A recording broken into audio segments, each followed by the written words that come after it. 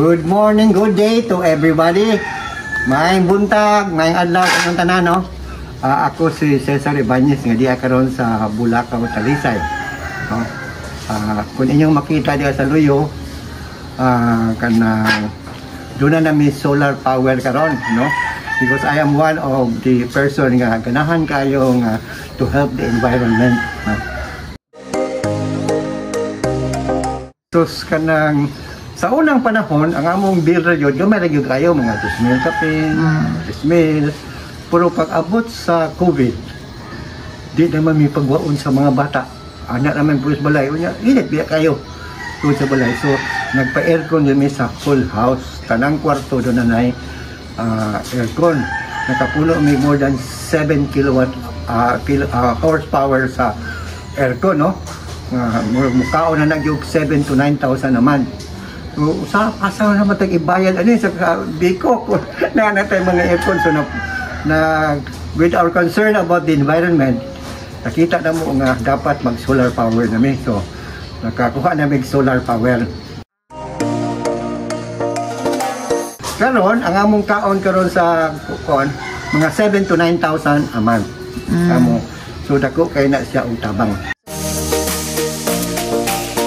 Mga 3 years na. Tukan sa 3 years. Muna katong panahon sa Udet, dako kayo tabang sa amo o sa among kasilinganan. Kay kami ramay nagsiga dire sa panahon sa Udet. Ay mapuno naging battery, panawag ng mga silingan. Ari magtapok dire, mag-charge sa ilang cellphone, sa ilang mga powered lights, no? Electric powered light. Muna nga way bayad ha. So dako kay tabang ang solar jud sa panahon nga naay mga katulingban nga kuan. Ay sus kayo, dako gyud kay tabang, no? Aside from the fact nga nakatabang ka sa environment, panahon nga naay brownout, namon sa brownout karon once in a while, dako kay tabang, no? Kay di pan madaot ang imong mga equipment nga kahit lang kapahong, no? Muna satisfied gyud kay sa solar power. Oh, kay dako kayo, aside from the fact na nakatabang ta sa environment, dako kay tag savings tungod kay labi na karon nga mag-increase ang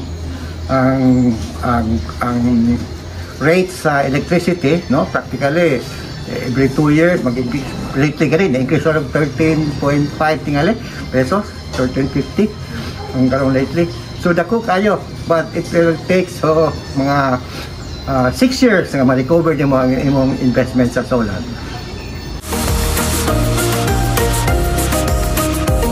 Kuan yun, dapat aware yun ka sa sistema sa solar power system, no?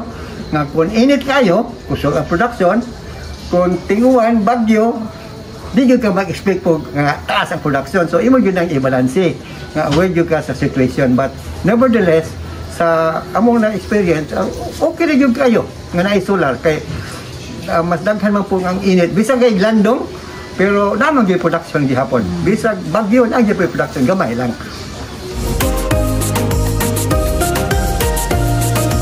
As I said, mabawi ni mo yung mga 6 years ang imong investment. So, happy na kay anak. Kay after that, kanang practically, mag-maintain lang ka og mga kanang every month mag-save mang yun for future expenses pa. For example, ang imong inverter, tingali after 10 years, ilisa na. Ang imong battery, after 10 years, ilisa na. So, naagi po kay mag-save po kay ginang may para sa future.